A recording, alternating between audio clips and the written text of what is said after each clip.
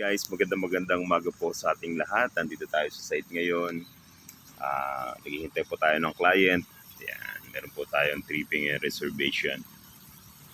Ngayon, share ko lang guys yung aking experience sa mga kaibigan ko na gustong kumuha ng bahay. Yan. Actually, marami sa kanila yung kumuha na ng bahay. At marami rin sa kanila na hanggang ngayon ay nagdadalawang isip pa na kumuha ng bahay. Okay, kasi yung iba working po sa Manila, ganyan. Tutuusin, malayo nga naman. Malayo po yung biyahe mula Manila hanggang dito. Pero ngayon dahil may Cavitex, mas mabilis na ang biyahe. Less than 2 hours makakabiyahe ka na papunta rito sa Cavite. Okay? At ang biyahe mo naman, maalwan na kasi sakay ka ng aircon bus, pahinga ka dyan, tulog ka dyan, di ba? Pagdating mo sa Manila, konting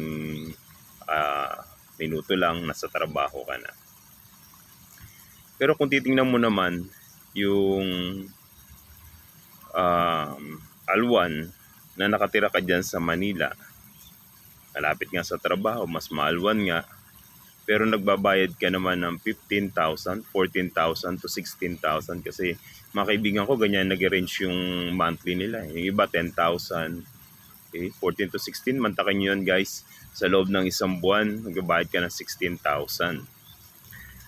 Oo, yung alwan nandoon, pero yung 16,000, 15,000, kung kukumpitin mo yan sa loob ng 10 buwan, 150,000 na yan. Isang magandang business na may tatayo mo dyan.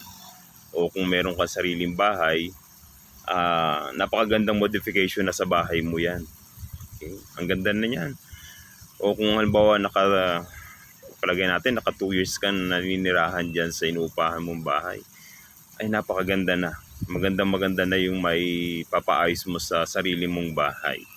Okay? Kaya ini-encourage ko kayo guys na take time to think about it and to realize din na yung layo kasi nakakasanayan yan eh.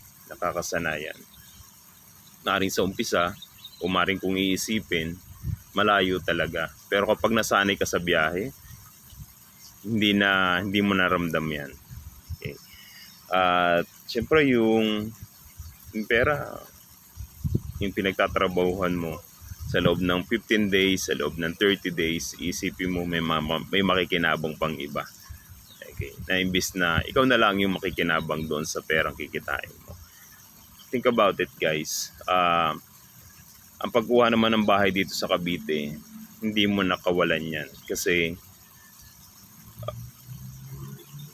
later on, kung hindi mo naman kakayanin may pagpatuloy yung bahay na kinuha mo at na turnover na sa'yo, mataas na value nun. Pwede mo na siya isip ipasalo at meron ka na rin kita doon kung ipapasalo mo siya.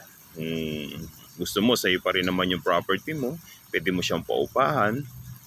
At kung talagang gusto mo manatili sa Manila, at least meron kang property na matatawag dito sa Cavite na anytime, pwede mo siyang tirahan, pwede mo siyang bisitahin, pwede mo gawing bakasyonan, o kaya pwede mo naman tayuan din ng business.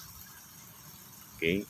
Ngayon, kung papaupahan mo naman siya, yung upa, pwede naman din na makatulong yun sa paghuhulog ng bahay mo monthly. Okay?